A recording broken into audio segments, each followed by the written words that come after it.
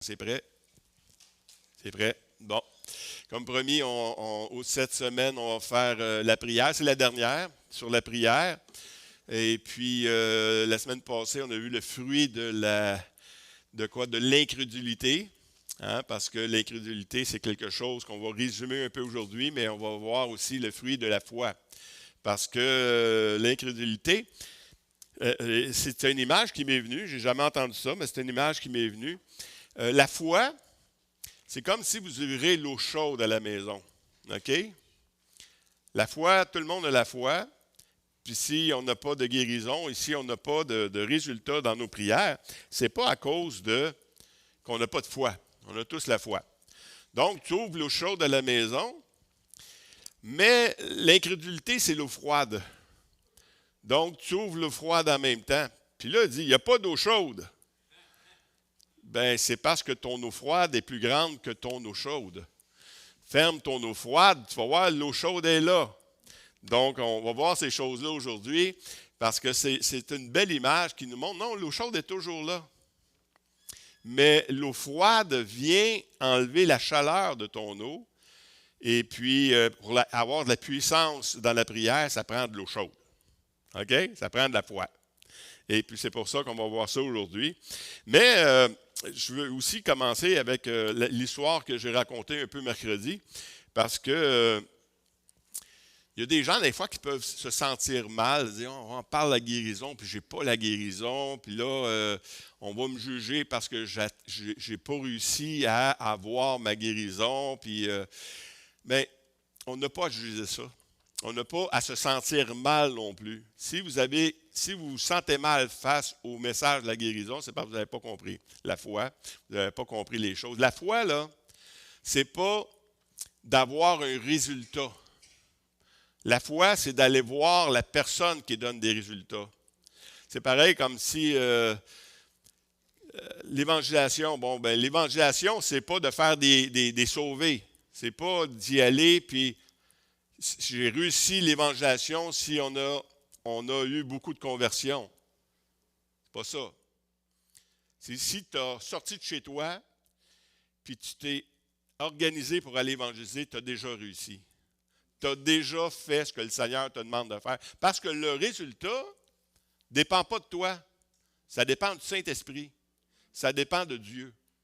Donc, si tu as eu la foi, c'est que tu as demandé la guérison, tu as eu la foi, tu as mis de côté ton incrédulité, parce que l'incrédulité t'empêche d'aller voir le Seigneur, t'empêche d'aller voir les choses. Fait qu'on va voir ces choses-là aujourd'hui. Puis je vais voir un passage, parce qu'on a commencé mercredi passé à voir dans Hébreux 11 les héros de la foi, les anciens de la foi des anciens plutôt. Et puis, on va lire un peu dans Hébreux 11.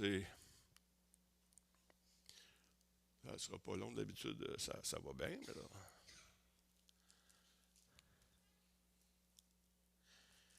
Ça fait un pause. Et là? C'est peut-être trop loin là. Bon. Donc, dans Hébreux 11, 33 à 35, il dit par la foi, les anciens, les gens de l'ancienne alliance, vainquirent des royaumes, exercèrent la justice, obtinrent des promesses, fermèrent la gueule des lions, éteignirent la puissance du feu, échappèrent aux tranchants de l'épée par la foi, guérirent de leur maladie par la foi. Ils furent vaillants à la guerre par la foi. Ils mirent en fuite des armées étrangères par la foi et des femmes recouvrèrent leur mort par la résurrection. Donc, on voit la foi ici, il y a des résultats, mais il y a les autres. Les autres qui ont la foi, d'autres furent livrés au tourment et n'accepta point la délivrance afin d'obtenir une meilleure résurrection. D'autres encore, une fois d'autres personnes encore, subirent les moqueries et le fouet, les chaînes et la prison. Ils furent lapidés, sciés, torturés. Ils moururent tués par l'épée. Ils allèrent ça et là, vêtus de peau de brebis et de peau de chèvre, dénués de tout, persécutés, maltraités. Seigneur, tu nous as oubliés? Eux dont le monde n'était pas digne, errant dans les déserts et dans les montagnes, dans les cavernes et dans les antres de la terre. Tous ceux-là, à la foi desquels a été rendu témoignage, c'est rendu témoignage qu'eux, il y avait la foi, n'ont pas obtenu ce qui leur a été promis. Ah! Dieu ayant vu quelque chose de meilleur pour nous, afin qu'il ne parvinsse pas sans nous à la perfection. Il y a des gens qui ont été épargnés de l'épée, puis il y en a d'autres qui ont été tués par l'épée. Et c'est tous des gens de foi. C'est tous des gens de la foi. Je ne sais pas si je vais juste aller faire quelque chose ici. Ça me dérange, ce petit bruit-là, tout le temps.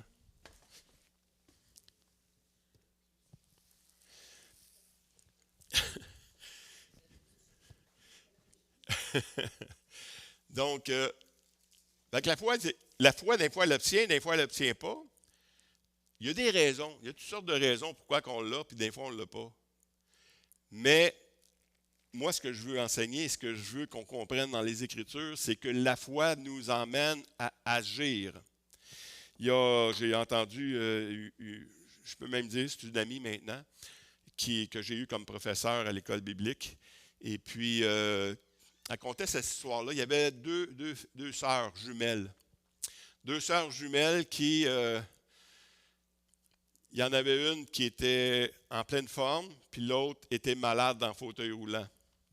Mais l'année d'avant, les deux étaient en fauteuil roulant, malades, en train de se mettre à terre complètement. C'était la maladie de Lyme, là, et puis, vous savez, c'est quoi ça fait? J'ai rencontré le père de quelqu'un ici à Saint-Charles, que sa fille est décédée de ça, peu importe. Mais l'année d'avant, il y a quelqu'un qui a prié pour les deux sœurs. Et il y en a une qui était guérie, et l'autre n'a pas été guérie. Oh! Et là, il y a de l'amertume un peu, de la jalousie, de penser que Dieu m'a oublié. Dieu il a favorisé ma sœur et non moi. Et elle voyait ça, puis elle a prié le Seigneur. Elle dit, c'est pourquoi, tu sais, Seigneur? Pourquoi? Il y en a une qui est guérie, c'est deux sœurs jumelles, là. La même maladie, la photo, sont tous les deux dans le fauteuil roulant. Et le Seigneur lui a révélé que c'était sa personnalité. Hein? Elle n'a pas eu la guérison à cause de sa personnalité. Elle dit oui. Parce qu'il y a des gens qui acceptent la maladie. Il y en a qui deviennent des victimes. Et puis qui ne croient pas ou qui ne sont pas prêts à combattre pour avoir la chose. Quand la première prière qui était faite une année avant, la sœur, une des deux, elle, c'est un caractère fort, elle dit non. Quand quelqu'un lui a dit lève-toi, elle s'est levée, elle a mis son pied à terre, puis avec le caractère qu'elle a, elle a saisi sa guérison. Mais l'autre, timide, pas trop sûre de elle, un peu jalouse, et puis il a fallu qu'elle prie pour elle, mais qu'elle la brasse un peu, en disant, tu veux-tu rester là-dedans vraiment? Tu veux-tu vraiment rester dans ton fauteuil roulant, ou tu veux prendre une décision ferme, et tu veux prendre ton autorité, puis tu veux avoir ta guérison? Est-ce que tu la veux, ta guérison, ou tu ne la veux pas? Oui, bon, ben lève-toi. Puis là, ils l'ont levé. Puis c'est drôle parce qu'elle avait des vidéos. Puis dans les vidéos, ce qui est intéressant, c'est que quand elle s'est levée, elle était gênée, tu sais, elle commençait à marcher, mais tu sais, comme, pas normalement, mais quand même tout seul, tu sais. Puis, mais elle avait la tête baissée, puis là, les autres l'appelaient pour qu'elle regarde la caméra, même trop gênée de regarder la caméra. Puis il y a eu une vidéo un mois après. c'était toute une autre personne. Joyeuse, contente. Elle a même pris des premiers rôles dans une pièce de théâtre à l'école. Complètement changée. Voyez-vous, l'attitude qu'on a pour avoir la guérison peut faire toute une différence. Donc, c'est comme quand quelqu'un, je voyais ça souvent dans le temps. Quand quelqu'un gagnait à la loterie, mettons, là, les autres, hein, ils n'étaient pas contents que l'autre gagne, parce qu'ils auraient aimé ça, eux autres, le gagner. Mais si tu n'es pas capable de te réjouir de la guérison de quelqu'un et tu deviens amer parce que toi, tu n'as pas ta guérison, tu ne l'auras pas ta guérison. Parce qu'il y a de l'amertume qui rentre dans ta vie, puis il y a des choses de même qui peuvent t'empêcher d'avoir la guérison. Donc, il y a plusieurs raisons, mais il faut être convaincu que c'est la volonté de Dieu pour être guéri. Dieu veut qu'on soit guéri.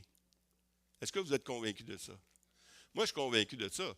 Il n'aurait pas dit « Priez les uns pour les autres afin que vous soyez guéris » si ce n'était pas sa volonté. Hein? Il n'aurait pas donné des dons aux hommes de guérison si ce n'était pas sa volonté que les hommes soient guéris. Donc, c'est des choses de même qu'il faut comprendre. Dieu veut que nous soyons guéris. Est-ce qu'on va tous avoir la guérison? Peut-être que oui, peut-être que non. Mais Dieu, c'est pas parce que Dieu ne veut pas que vous soyez guéris. C'est parce qu'il y a des moyens de le faire. Il y a des moyens de supplication. Il y a des gens qui ont entendu la guérison pendant je ne sais pas combien d'années. Mais elle est arrivée finalement. Il y a des femmes qui n'ont pas eu d'enfants, qui n'étaient pas capables d'avoir des enfants, puis ont prié, puis ont été capables d'avoir des enfants. Pendant des années, ils chialaient, puis ils étaient jalouses de l'autre qui avait des enfants. Elle est capable d'avoir des enfants, pas moi. Puis à un moment donné, Dieu nous a fait grâce. Mais c'est ça. Nous, on aimerait avoir ça tout de suite, tout le temps. Bing, bang. Je t'ai demandé ça, Seigneur, avoir ici. Mais Dieu n'est pas à notre service. C'est nous autres qui sommes au service de Dieu. Il faut comprendre des choses de même. Amen. C'est dans la foi qu'ils sont tous morts sans avoir obtenu les choses promises, mais les ont vus et salués de loin, reconnaissant qu'il était étranger, voyageur sur la terre. Un jour, il n'aurait plus de maladie. Des fois, il faut avoir les yeux plus hauts qu'ici. Parce que vous savez que la plus belle des guérisons qu'on peut avoir dans notre corps physique n'est que temporaire. Si tu as 80 ans, tu as la meilleure guérison possible, bien, tu vas quand même mourir dans pas longtemps. C'est ça qui va arriver pareil. Mais il y a quelque chose que ta guérison, elle va être éternelle à un moment donné. Au ciel, plus de pleurs, plus de larmes. Fait que, faut se réjouir de ces choses-là quand même. Dans Hébreux 11:6, « Or, sans la foi, il est impossible de lui être agréable. Car il faut que celui qui s'approche de Dieu croit que Dieu existe et qu'il est le rémunérateur de ceux qui le cherchent. Sans la foi, la Bible nous dit qu'il est impossible. C'est impossible. Impossible. Dieu demande aux croyants de vivre par la foi. La foi, c'est de faire confiance en Dieu. Si Dieu dit quelque chose, bien, je vais le croire. Je vais le croire. Mais si tu commences à douter que ce qu'il a dit, c'est pas pour moi, Dieu, il fait des belles promesses, puis il ne fait pas de favoritisme. Il nous donne tout ça, puis c'est à nous autres de se servir de ce qu'il nous donne, de demander ce qu'il nous donne et de l'attendre. Si ça n'arrive pas tout de suite, attends-le, ça va arriver. C'est une promesse. Donc, il faut croire que Dieu il est le rémunérateur aussi de ceux qui le cherchent. Ça veut dire que Dieu va te donner. S'il te dit qu'il était pour te donner, il va te donner. Et encore dans Hébreux 11, « Or, la foi est une ferme assurance des choses qu'on espère, une démonstration de celles qu'on ne voit pas. » Une ferme assurance. Donc, la ferme assurance. Est-ce que vous êtes ferme? Est-ce que vous avez une assurance ferme? Est-ce que si vous n'avez pas cette assurance ferme pour votre salut, est-ce que vous êtes sûr d'être sauvé? Oui? Ouais, peut-être. Non? Est-ce que vous êtes sûr d'être sauvé? Oui. Pourquoi? Parce que Jésus le dit. celui qui croit en moi a la vie éternelle. Ce n'est pas parce que je me sens plus sauvé, moins sauvé, je me sens, là, je mérite d'être sauvé. Non, tu ne mérites pas d'être sauvé, c'est par la grâce, mais il faut avoir cette assurance.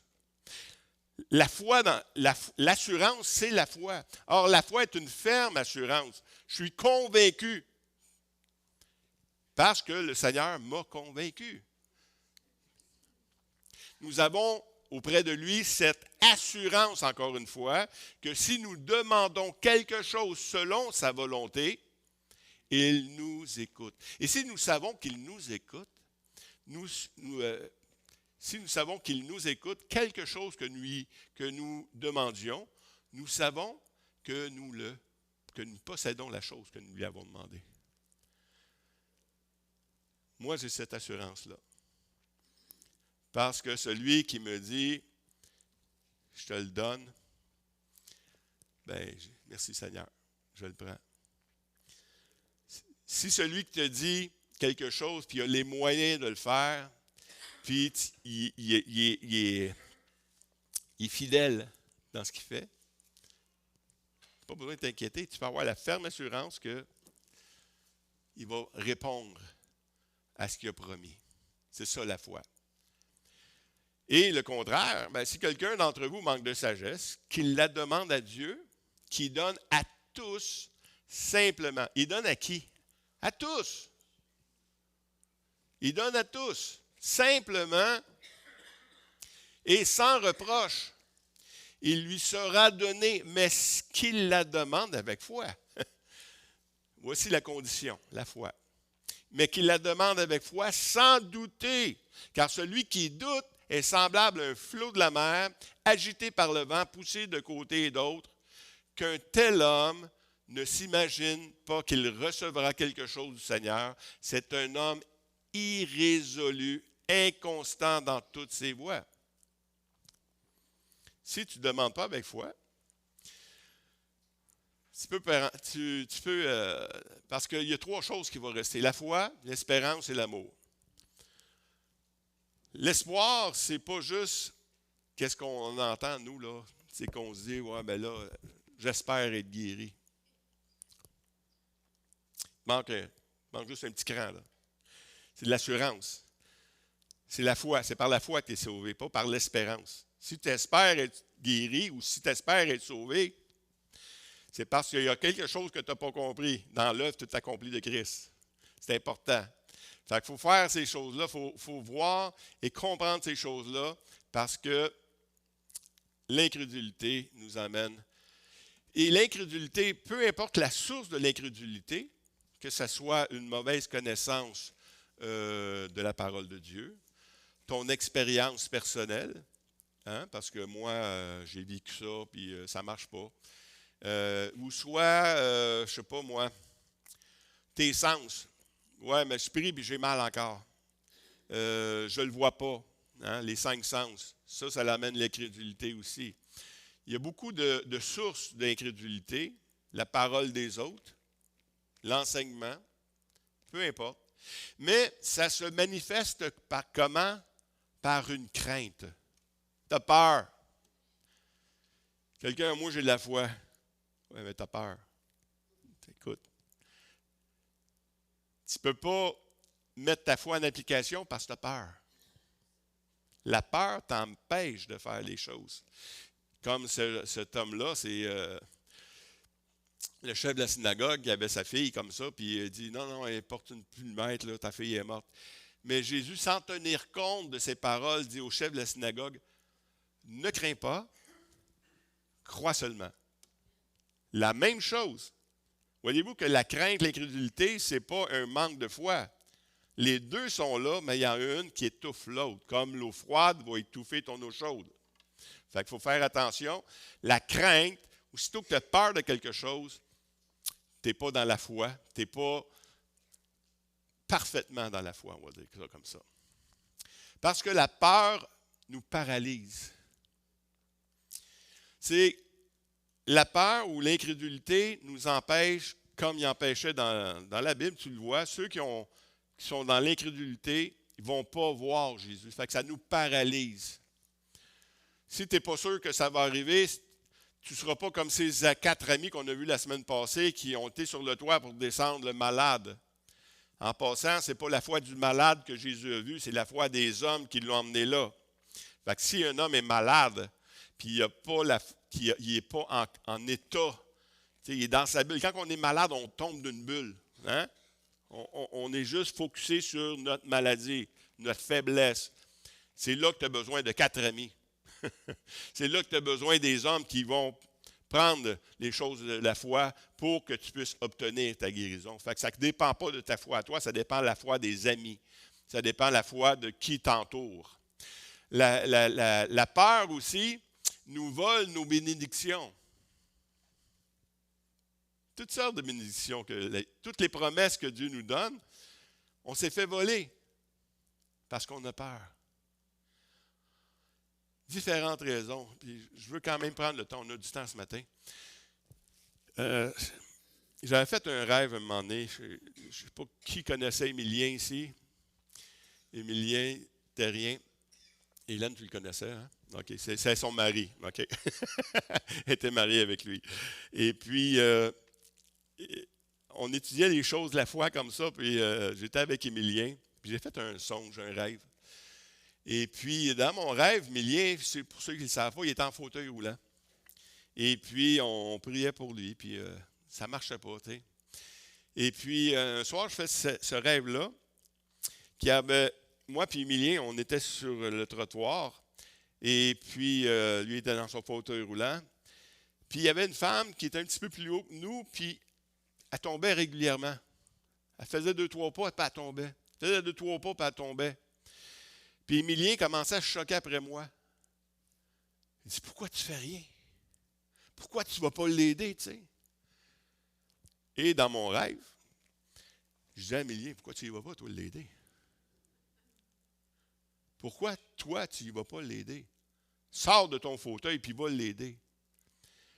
Puis, c'est comme s'il essayait, puis il n'a pas été capable, tu sais. Et puis, j'ai demandé au Seigneur, pourquoi Émilien n'a pas réussi à avoir sa guérison? Et puis, le Seigneur m'a révélé qu'il n'y avait pas. Il n'y avait pas sa guérison. Fait que j'ai confirmé avec lui. Je suis allé voir Émilien. Il dit, le Seigneur m'a dit que tu ne voulais pas ta guérison. Puis il m'a confirmé que non, il ne voulait pas. Ça fait tellement d'années qu'il était dans son fauteuil roulant. Il avait des revenus. Que il était rendu à un âge aussi que si tu n'as pas travaillé depuis tant de temps, puis là, tu perds tous tes revenus, fait que regarde, il me reste quoi? Ça me dérange. T'sais. Il ne voulait pas, tout simplement. Donc, si Émilien n'a pas eu sa guérison, c'est parce qu'il ne voulait pas. Fait que ça nous empêche d'avoir des bénédictions, la peur. La peur de quoi? De perdre quelque chose d'autre. Et elle nous empêche de marcher dans les œuvres que Dieu a préparées d'avance. La peur. La peur, si Dieu t'appelle à faire quelque chose, il va te donner les moyens physiques. Pensez à Moïse. Quand il dit, écoute, c'est pas d'hier que j'ai la langue, tu sais.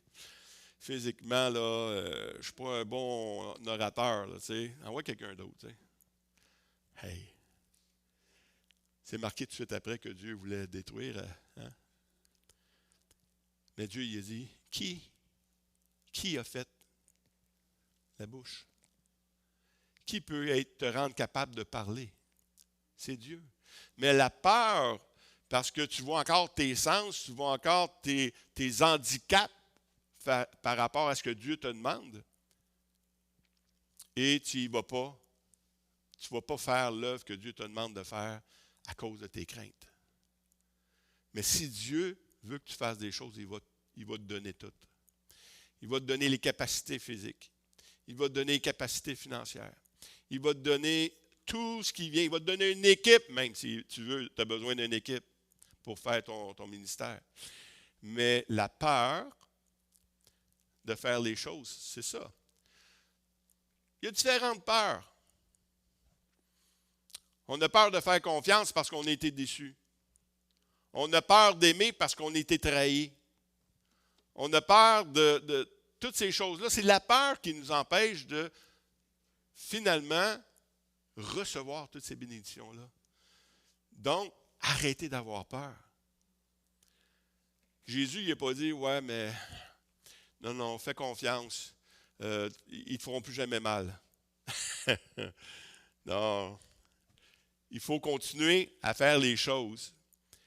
Dieu nous demande, dans 1 Corinthiens 13, de ne pas soupçonner le mal, de pas faire, d'aimer, hein? De ne pas être suspicieux. Donc, c'est ce qu'il nous demande de faire. Mais il dit, c'est sûr que ça va vous arriver, mais je vais vous donner la force. La Bible nous dit, considérez celui qui a souffert dans Hébreux 12, 1, 12, 2. Considérez celui qui a souffert de la part des pécheurs, une telle opposition. C'est Jésus-Christ, il a souffert. Il a dit la vérité. Il a aimé le monde. Plus que n'importe qui, il a aimé le monde, puis il a été trahi par les siens. Fait il dit, ce qu'ils m'ont fait, ils vont vous le faire à vous autres aussi. Mais ce n'est pas ça qui devrait nous empêcher d'aimer les gens. Il faut faire les choses. Donc, il faut que la peur disparaisse. Pour que la peur disparaisse, il faut que l'incrédulité disparaisse, puis il faut avoir confiance au plan de Dieu dans notre vie. L'œuvre, Jésus leur dit, ma nourriture est de faire la volonté de celui qui m'a envoyé et d'accomplir son œuvre. Parce que tu as beau dire, tu as la foi, mais si l'œuvre ne vient pas à côté, comme la parole de Dieu nous dit, il en est ainsi de la foi, si elle n'a pas les œuvres, elle est morte en elle-même. Ah, moi, j'ai la foi dans les finances, j'ai 2 millions dans mon compte de banque. Non. C'est quand tu n'as plus de millions dans ton compte de banque que là, on va voir si tu as vraiment la foi. Parce que c'est là. Tu sais, je vois souvent des prédicateurs de la prospérité, souvent aussi, qui ils prêchent la prospérité, puis ils gardent, tu sais, mais ils quittent de l'argent tous les semaines. Écoute, tu prêches la foi dans les finances, mais tu es toujours en train de quêter des sous. Fait que tu es en train de démontrer que tu n'as pas la foi, tu sais. Fait qu'il faut faire attention à ces choses-là. La foi, ça vient avec les œuvres. Le contraire de la crainte, c'est quoi? La paix. La paix. C'est pas. Si la crainte n'est pas là, c'est pas qu'il n'y aura pas de danger. C'est que dans le danger, tu vas avoir la paix. C'est ça. Puis ça, c'est quoi? Ben, c'est le fruit de l'esprit, tout simplement. Dans Matthieu 14, 27 à 31, Jésus leur dit aussitôt, rassurez-vous, c'est moi. C'est parce que là, on voit que Jésus fait quelque chose de pas ordinaire. Les autres sont dans la barque, puis lui, il dépasse à pied, là, sur l'eau. Puis là, il pogne la chienne. Ils ne sont pas habitués de voir ça, là. Pas normal. Jésus leur dit aussitôt, rassurez-vous, c'est moi. N'ayez pas peur. N'ayez pas peur. Une autre fois, quand les vents est agités, il dit, pourquoi avez-vous peur? Je suis là. T'sais. Pierre lui répondit, Seigneur, si c'est toi, déjà, c'était pas sûr que c'est lui. Si c'est pas lui, puis il dit, viens-t'en, qu'est-ce que tu fais? Si c'est toi, ordonne que j'aille vers toi sur les eaux. Écoute, ça prend-tu de la foi pour faire ça? Tu sais? Si c'est toi, ordonne que j'aille vers toi sur les eaux. Il dit, viens. Pierre sortit de la barque et marcha sur les eaux. Hey, ça prend de la foi, là. Il allait vers Jésus. Mais qu'est-ce qui arrivait? Mais là, les 5 sens, ils prennent le dessus. Il voit le vent qui était fort. Il eut peur. Et comme il commençait à s'enfoncer, il s'écria, Seigneur, sauve-moi. Aussitôt Jésus étendit la main, le saisit et lui dit, homme de peu de foi, pourquoi as-tu douté? Il a eu peur, il a douté, l'incrédulité. À cause, tu n'as pas cru ce que je t'ai dit. Ce que tu ressens t'a empêché d'avoir cette bénédiction-là. Tu l'avais commencé pourtant. Tu avais commencé dans la foi, tu as commencé à marcher, mais tu as détourné tes yeux sur moi, sur ma parole, puis tu les as mis sur ce qui t'entoure. C'est là que tu as commencé à couler. Mais c'est la même chose pour nous. C'est la même chose pour nous. C'est pas qu'il n'y avait pas la foi, mais l'eau froide avait été ouverte encore un petit peu plus grand. Hein? Une autre pierre, c'est le sol. La parole était semée, le sol, dans le sol plein de pierres. Ce sont les gens qui entendent la parole et qui la reçoivent avec joie, mais la parole n'a pas de racine en eux. Ils croient pendant un moment seulement. Ensuite, quand il y a une difficulté, ils l'abandonnent. Ils ne persévèrent pas. La foi, on peut avoir la foi pour un temps, puis il arrive des événements. Écoute, ça ne marche plus, là.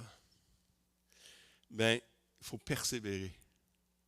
Il faut garder nos yeux sur le Seigneur et sur sa parole. Puis si on ne garde pas nos yeux sur sa parole, si on ne garde pas nos yeux sur ce que lui a dit et qu'il est en train de faire pour nous, bien, on risque l'échec. Il ne faut pas croire pour un temps. Oui, on va tous commencer à s'enfoncer. Hein? Des choses qui arrivent dans notre vie, écoute, c'est pas drôle, là. Je parlais avec des sœurs, on ne vit pas toutes la même chose. Puis même dans l'Église ici, il y a des gens qui vivent des choses, il y en a qui vivent d'autres choses. On n'est pas au courant de tout ce que les gens vivent. Mais quand ça va bien, c'est facile. C'est quand ça va pas bien que c'est pas facile. C'est pour ça qu'il faut...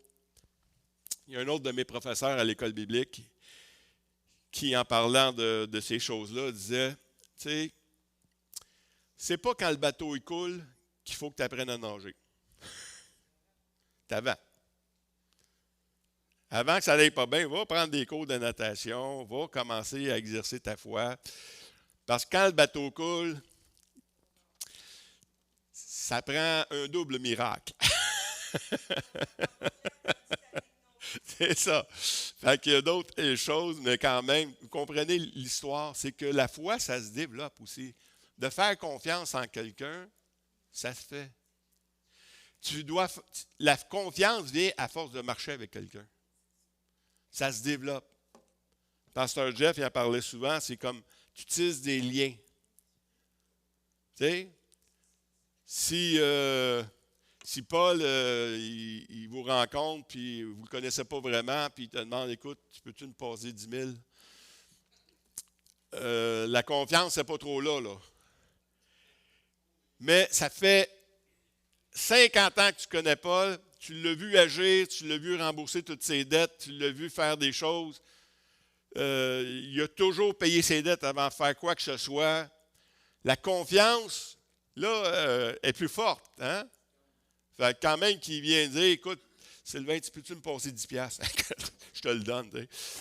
Garde-toi avec le reste.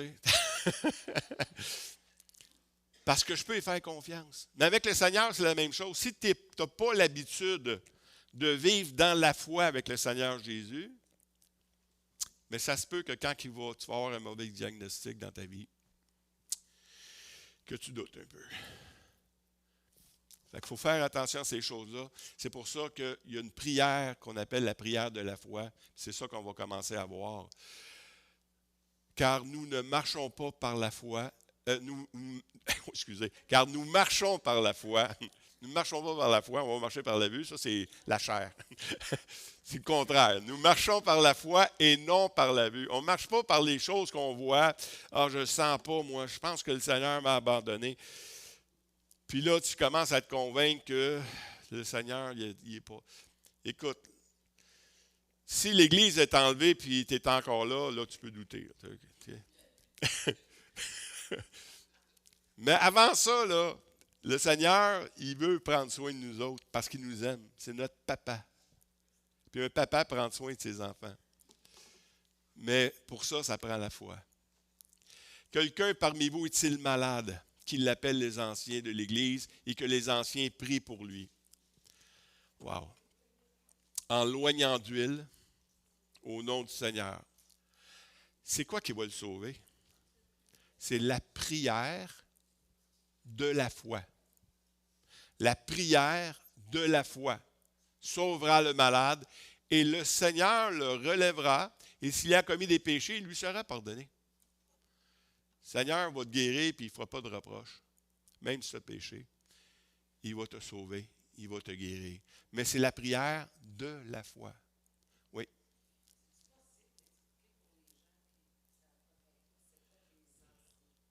Les anciens de ce qui parle dans Hébreu, les anciens, c'est ceux de l'Ancien Testament, avant Jésus-Christ.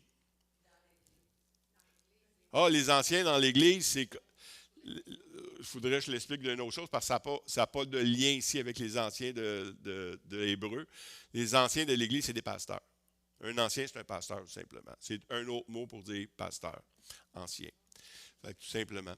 Donc, quand il dit ici qu'appelle les anciens, bien, qu'appelle les pasteurs, qu'appelle ceux qui sont déjà établis dans l'Église, qu'appelle ceux qui sont reconnus dans l'Église. Parce que, deux choses. Normalement, un ancien, il est établi là parce qu'il y a eu un témoignage dans sa vie. On a vu qu'il y avait de la foi. Donc, bon, tu n'es pas toujours obligé de... Tout le monde a la foi. Mais il y a des gens qui sont habitués de marcher dans la foi, puis il y a des gens qui ne sont pas habitués de marcher dans la foi. Mais il dit ici, s'il a commis des péchés, il lui sera pardonné. Il lui sera pardonné. Mais il continue ici. Confessez donc vos péchés les uns les autres. Là, il a parlé des anciens tantôt, mais là, il vous parle à vous autres. Confessez vos péchés les uns aux autres et priez les uns pour les autres afin que vous soyez guéris. Donc, oui, il y a les anciens, mais c'est à nous aussi d'avoir la foi. Parce qu'il n'y a pas plus de pouvoir dans Sylvain qu'il y a de pouvoir dans n'importe qui. C'est l'autorité qu'on a en Jésus-Christ. C'est le même esprit qui est en moi, c'est le même esprit qui est en vous. Parce que ce n'est pas vous qui allez guérir. Vous allez juste avoir la foi pour prier pour ceux qui sont malades. C'est tout simplement ça. Afin que vous soyez guéris, la prière fervente du juste est une grande efficace. Ça veut dire que ça a de l'efficacité. C'est qui le juste? C'est le croyant. C'est chacun de nous. C'est comme si... c'est qui le saint ici? Les saints. C'est nous. Si tu étais sanctifié, tu es un saint. C'est pas parce que tu as fait des miracles que tu deviens saint comme dans l'Église catholique. Tu es saint parce que tu as été sanctifié par Christ. Parce que tu te trouves en lui. Tu n'es pas en toi, tu es en lui. Donc, ceux qui sont justes, la prière fervente. J'aime ça. La prière fervente. Pas la prière, écoute Seigneur, si tu veux. Écoute, c'est vraiment selon ta volonté. Là. Nous, on ne veut pas te mettre de pression, Seigneur. Ça, ce n'est pas une prière fervente. Ça, c'est être quêteux. Être quêteux de ce que Dieu nous dit qu'il nous donnait déjà. Tu n'as pas besoin d'être quêteux avec le Seigneur. Tu as juste à demander. Pareil comme tu es un enfant, puis ta mère est en train de te faire à manger. Maman, est-ce que je vais avoir ma part, moi aussi? T'sais? Écoute, y a-tu une fois que tu n'en as pas eu de ta part? T'sais? Depuis le temps que tu es là, tu as toujours mangé, déjeuner, dîner, souper. Puis tu viens me quêter pour avoir un plat. Voyons. Pour qui tu me prends? C'est ça. Mais Dieu, c'est ça qu'il dit. Pour qui tu me prends? Dieu t'aime. Il prend soin de chacun de nous. Mais la prière fervente, c'est que tu veux l'avoir. Puis tu vas l'avoir. Tout ce que vous demanderez avec foi par la prière, vous le recevrez. Jésus, es-tu un menteur? Non? OK. Parce qu'il nous dit que tout ce que vous demanderez avec la foi, par la prière, vous le recevrez. C'est sa promesse à lui. Il y en a qui vont dire, tu ne devrais pas prier pour la guérison parce que si elle n'arrive pas, ça va donner un mauvais témoignage. Hey, je l'ai entendu moi-même. Quelqu'un me dit ça, un pasteur me dit ça. Tu ne devrais pas prier pour la guérison parce que s'il n'y a pas de guérison, il va falloir que tu justifies pourquoi il n'a pas été guéri. Non, non, non, moi je n'ai pas à défendre Dieu. Là. Dieu, là, il me dit que tout ce que vous demanderez avec foi, par la prière, vous le recevrez. Moi, j'ai demandé ça avec foi, par la prière, puis je suis convaincu que on va l'avoir. Quand? Comment? Je ne sais pas. En son temps. C'est ça. Puis quelqu'un qui est dans la foi, un coup que prier, c'est la paix. Que je ne le vois pas là, si je démontre que j'ai peur, je ne suis pas dans la foi. Attends-la, elle va arriver certainement. Parce que la foi, là, est-ce que vous savez que c'est un fruit de l'esprit? La foi, c'est un fruit de l'esprit. Tu peux marcher soit selon la chair ou selon l'esprit. Selon la chair, tu as peur, selon l'esprit, tu as la foi. Mais le fruit de l'esprit, c'est l'amour, la joie, la paix, la patience. Oh, non, moi, je vais avoir ça tout de suite. Je vais avoir ça tout de suite, Seigneur. La bonté, la bienveillance, la foi, la douceur. La maîtrise de soi. Je l'aime, celle-là. C'est peut-être celle que j'ai le moins, mais c'est celui que le Seigneur me dit que je l'avais. C'est celle que j'exerce le moins, mais c'est celle qui vient de l'esprit. Donc, ce n'est pas que je ne l'ai pas. C'est que je dois maîtriser mes pensées, mes 5 sens. Non. Je dois maîtriser ma faim. Jeûner. C'est important de jeûner. Si vous jeûnez, vous avez la maîtrise. Ce n'est pas mon corps qui va me dire quand est-ce que je vais manger, c'est moi qui va décider quand est-ce que je vais manger. Ça, c'est la maîtrise de soi. Mais toutes ces choses-là, ça vient de Dieu. Essayez pas de produire la foi. Produire la foi, c'est essayer de croire quelque chose que vous doutez. Ou vous essayez d'imiter quelqu'un d'autre à côté. Les autres, ils l'ont, la foi, on va faire les mêmes choses. Non. Essayez pas de produire la foi. La foi vient vraiment de Dieu. La foi vient de l'Esprit de Dieu qui est en nous. Vient de Christ, la foi. Nous donc aussi, puisque nous sommes environnés d'une si grande nuée de témoins, rejetons tout fardeau, et le péché qui nous enveloppe si facilement, et courons avec persévérance l'épreuve. Wow! L'épreuve qui nous est proposée. Faisons-le en gardant les regards sur Jésus.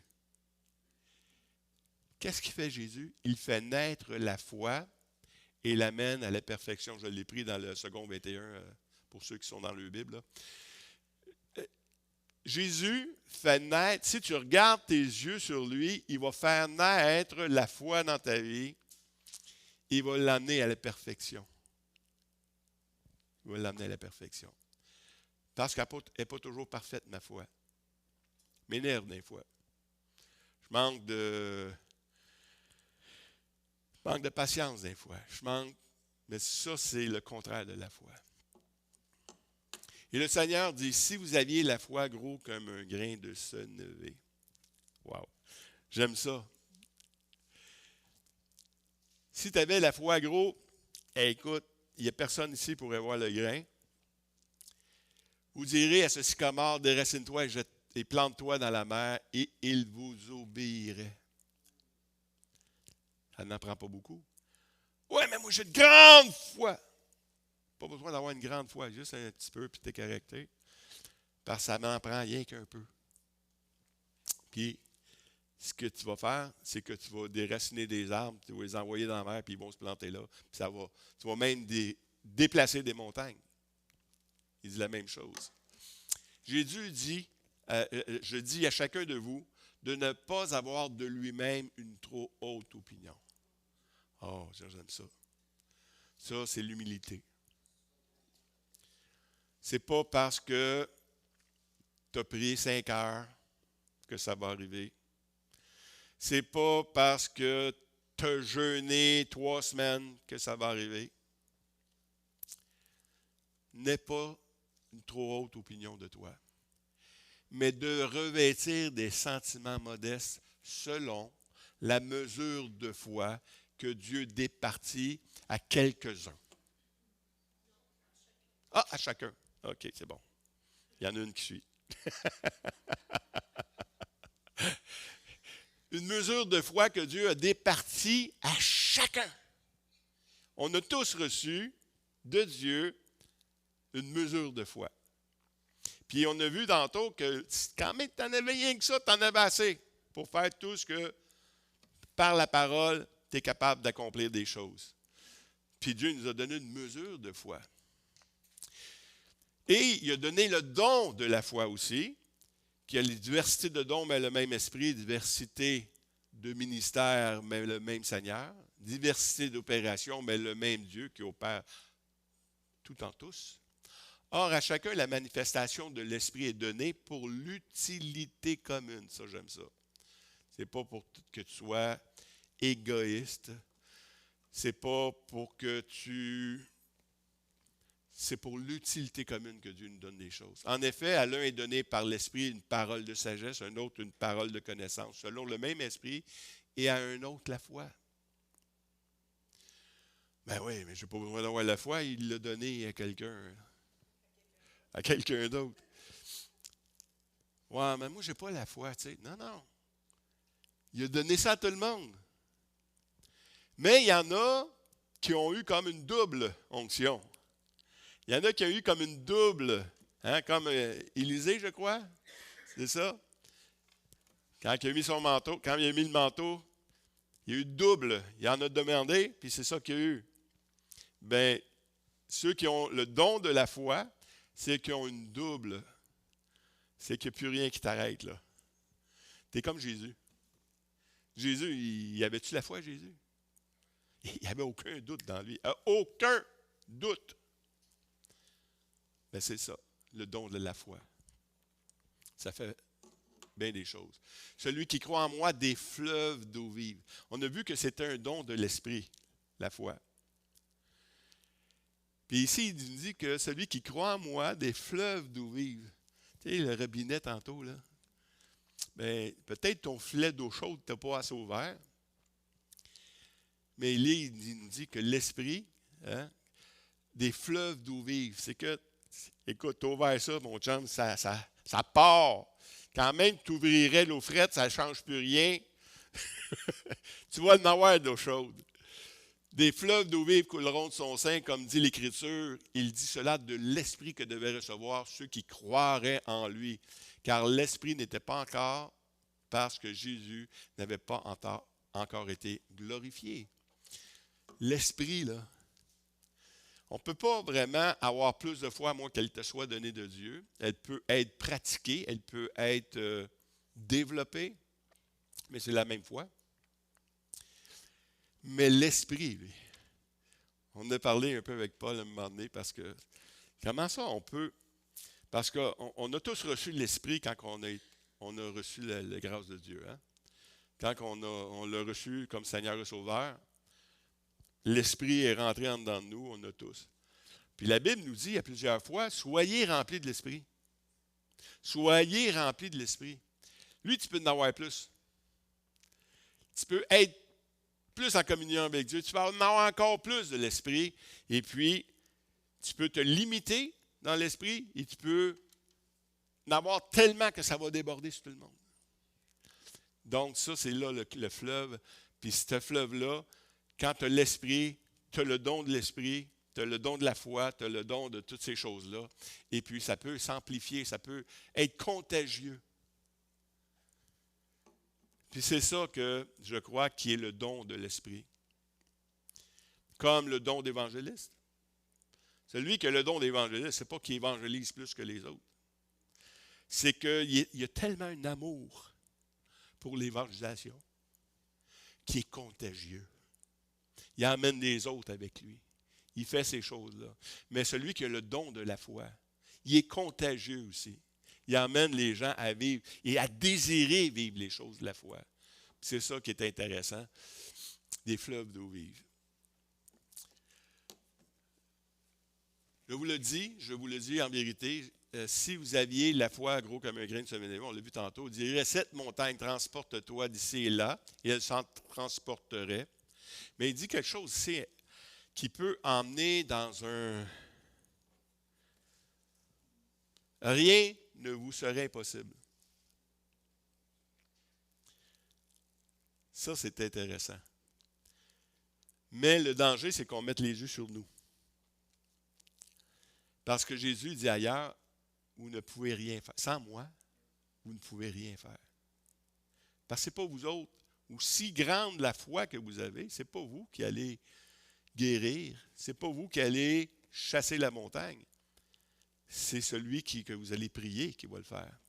C'est ça que la Bible nous enseigne. Tout ce que vous demanderez en mon nom, je le ferai. Je le ferai, Jésus dit. Je le ferai. Afin que le Père soit glorifié dans le Fils.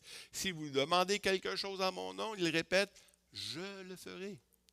Donc, la foi, ce n'est pas que moi je vais réussir à bouger la montagne, c'est que si je prie le Seigneur, selon sa parole, selon sa volonté, il me dit, si j'ose prier, il va l'accomplir. C'est sa promesse à lui. C'est sa promesse. Si vous demeurez en moi et que mes paroles demeurent en vous, demandez ce que vous voudrez et cela vous sera accordé. Si vous portez beaucoup de fruits, c'est ainsi que mon Père sera glorifié et que vous serez mes disciples. Wow! Si vous demeurez en moi, parce qu'il y a moyen de penser qu'on est rendu quelque chose. C'est pour ça, tantôt, on a dit qu'on n'ait pas une trop haute opinion de soi-même. Et que mes paroles demeurent en vous. Si vous avez entendu ce que j'ai dit, si vous demandez ce que vous allez l'avoir, si mes paroles demeurent en vous, demandez ce que vous voudrez, cela vous sera accordé. Ça veut dire que Dieu accorde des choses. Dieu permet que les choses arrivent. Dieu permet ces choses-là. Mais il dit, si vous portez beaucoup de fruits. Là, le Seigneur dit, oui, mais écoute, tu as 3 vœux. Tu as 3 vœux. Tu en as déjà passé un, tu as été sauvé. Deuxième, non. Si tu demeures en lui, peu importe ce que tu vas demander, ce n'est pas limité. Dieu veut qu'on porte beaucoup de fruits. Dieu veut qu'on exerce notre foi dans la prière. Dieu veut être glorifié par son Église. Mais pas seulement par son Église. Il veut être glorifié pour que le monde entier puisse voir comment Dieu est Dieu. Qui il est, ce qu'il fait. C'est de même qu'il va être glorifié. Si on porte beaucoup de fruits, mais si on n'ose pas porter de fruits, si on n'ose pas, non, moi, écoute, ces affaires-là, moi, je suis sauvé, écoute, je suis bien à la maison, j'écoute mes prédications sur la télé, tout va bien. Tu n'es pas en train de porter des fruits. Tu es en train de te réjouir, tu es déjà en train de régner. Okay? Tu es déjà au ciel. T'sais. Tout ce que tu attends, c'est d'être au ciel parce que c'est ça que tu vas faire dans la présence du Seigneur. Mais si vous portez du fruit, savez-vous que seulement dans cette vie qu'on peut porter ce fruit que Dieu nous demande de faire? Il en reste combien de temps pour chacun de nous? On ne le sait pas. Il peut me rester 1 semaine, il peut me rester 1 an, il peut me rester 30 ans. Mais Dieu veut que je porte du fruit pour qu'il soit glorifié. Donc, c'est à moi maintenant, j'ai une décision à prendre. C'est soit que je suis satisfait de ce qu'on a, ou je veux glorifier le Seigneur. Et à entrer dans ce que lui, les œuvres qu'il a préparées d'avance afin que je les pratique. Puis ça, c'est par la foi que je vais le faire. Puis c'est par la foi que chacun de nous va le faire, que l'Église va le faire, pour que le monde puisse reconnaître qu'on a un Dieu qui est encore vivant aujourd'hui. Son nom, c'est Jésus-Christ. Il est assis même, lui, à la droite du Père, puis il veut glorifier son Père. Mais pour glorifier son Père, il faut qu'on ose prier par la foi. Si on n'ose pas prier par la foi, ça ne glorifiera pas le Père. Le Seigneur même, puis je suis convaincu de ça, le Seigneur, il peut faire ce qu'il veut, là, mais il ne le fera pas si nous, on n'ouvre pas notre bouche. Si on n'ose pas se mettre à genoux pour intercéder. Si on ne le fait pas, le Père ne sera pas glorifié. Puis il veut, c'est pour ça qu'il dit priez sans cesse. Priez sans cesse. C'est ça qu'on avait aujourd'hui. Parce que la foi va transporter des montagnes, va faire au-delà de tout ce qu'on peut penser ou imaginer. Mais c'est à nous. C'est à nous d'avoir cette foi-là. Même un grain de sénévé peut transporter une montagne, imaginez-vous. On a eu la foi que Dieu nous a donnée. Il veut qu'on le mette en application maintenant.